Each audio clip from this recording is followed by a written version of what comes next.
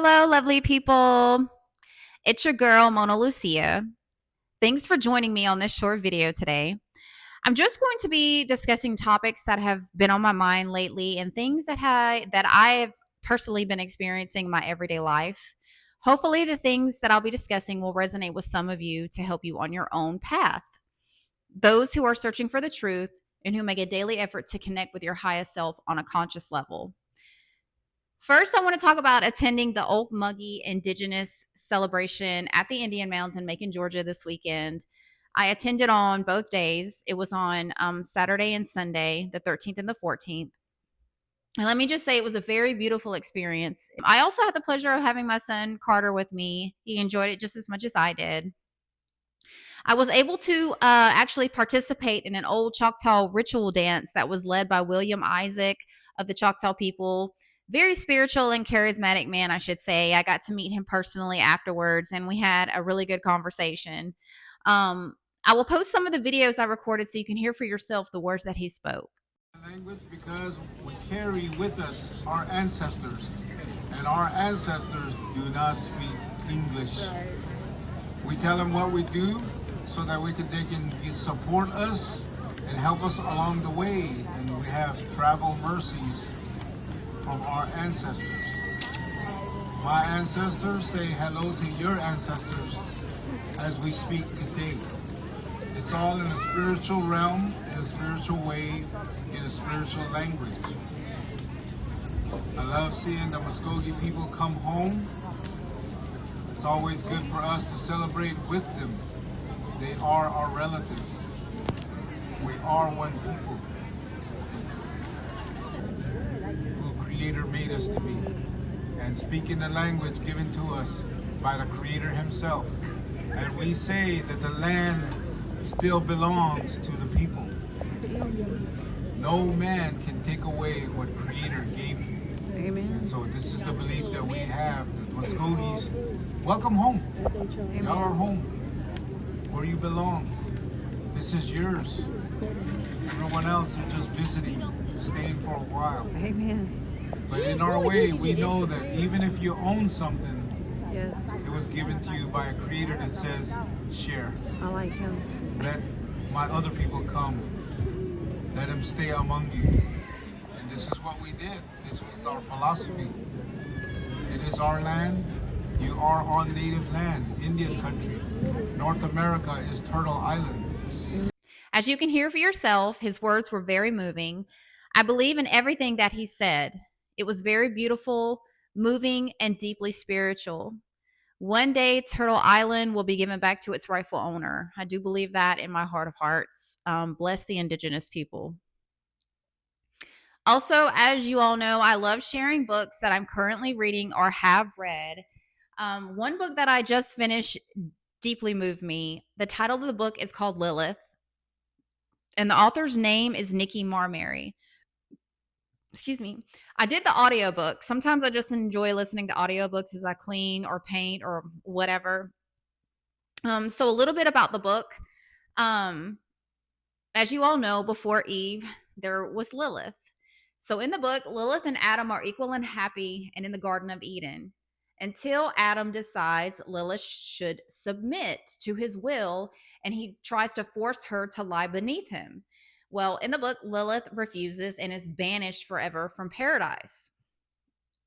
So demonized and sidelined, Lilith watches in fury as God creates another woman, who is Eve, the woman who actually accepts her submission.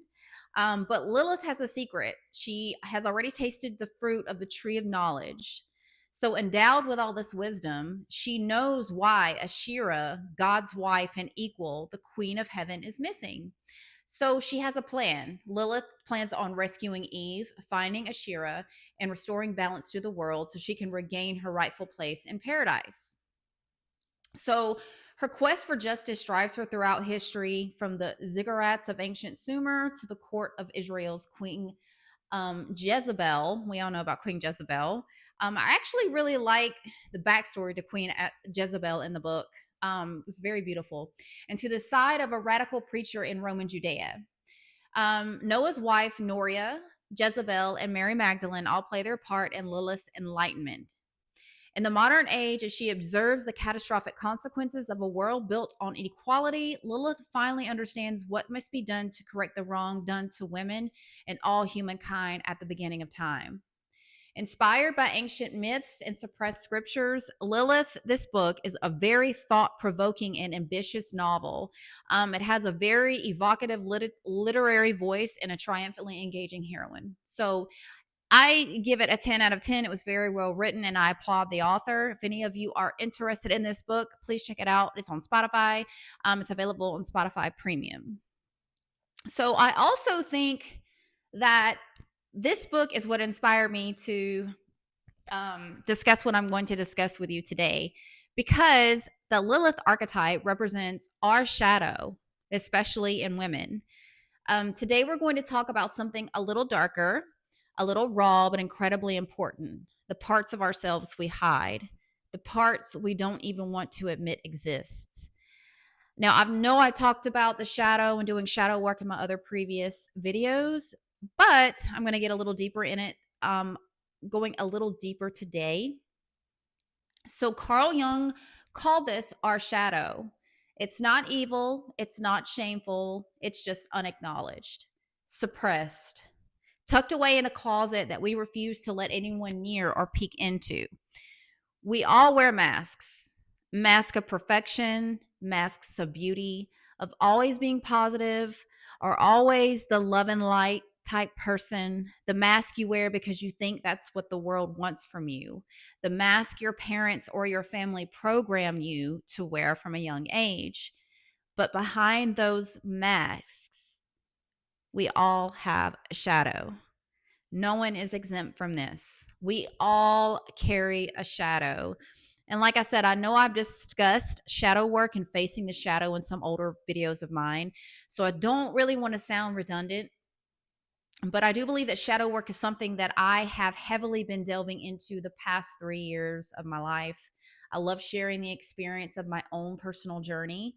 So, somewhere in between those 3 years, I realized that for me, I have tried to wear so many masks over the course of my own life, trying to be the good wife, the perfect mother, the one who keeps the peace. And on the other side of that, I've also tried to be the fierce, mean one or the fighter, to put up a front, all because I was so fragile and sensitive on the inside. There were so many parts of myself that I was trying to keep hidden: the anger, the rage, the jealousy, the insecurity, the resentment, the hatred, the chaotic thoughts that would flood my mind, all to try and keep up appearance. Trying to be this person that was inauthentic to who I really was, an imperfect, and I was just an imperfect human being, just trying to make it here in this simulation that we call reality. Um, Traversing my own inner hell has been a long process, but I do feel that I am finally at a point in my own journey today where I don't seek or need any outside validation. I've come to terms with who and what I am. And if I am the only one okay with that, then that's all that really matters to me. Now, in my process of awakening to all that I am, I realized that I would project all the unwanted and ugly aspects of myself onto people or situations, mainly because I didn't want to own them. People often project their shadows onto others: anger, jealousy, judgment, envy, hatred. Since we are all connected to collective consciousness, I do feel that the whole world is experiencing facing their shadow in some way or another at this point in history. I do feel that is why everything is so chaotic around the world now. Um, to break the collective shadow down, it's the sum of all the human fears, biases, and denied impulses that manifest on a massive scale: wars, corruption, oppression, environmental destruction. They are all reflections of shadows projected outward.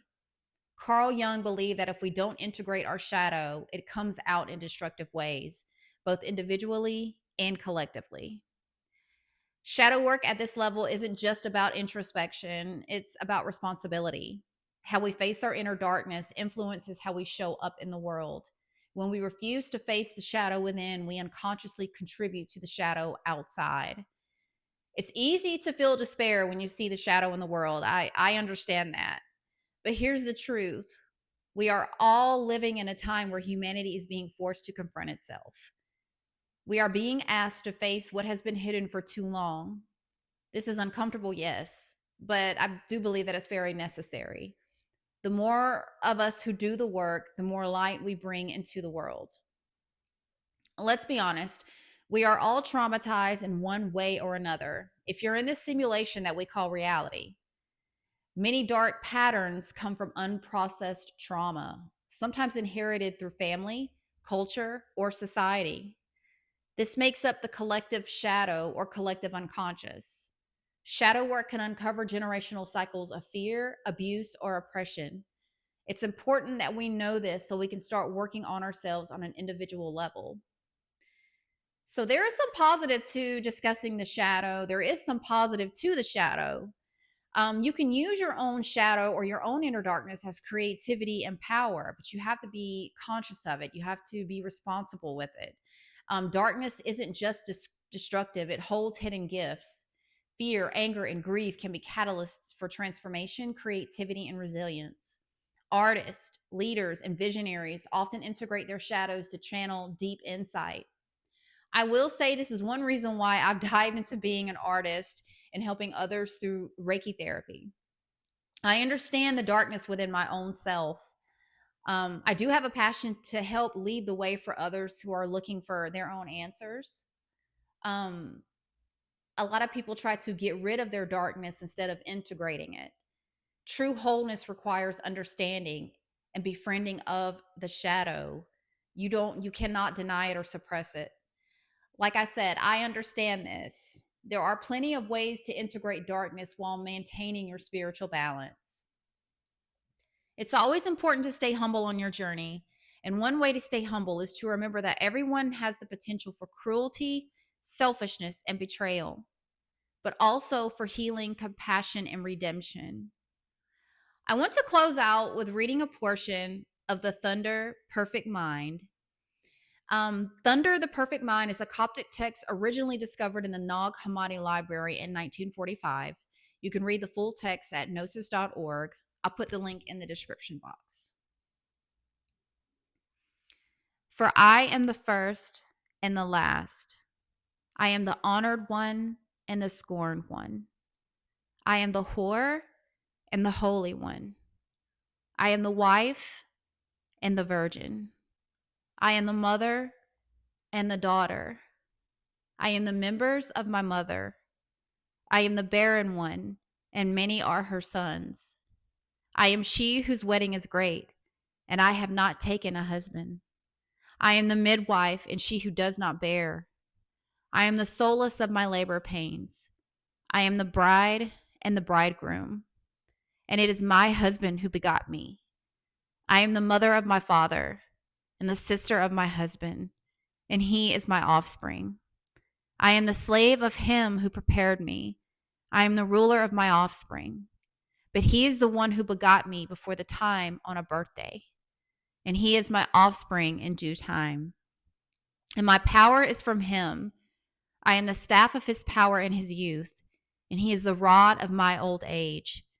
And whatever he wills happens to me. I am the silence that is incomprehensible, and the idea whose remembrance is frequent.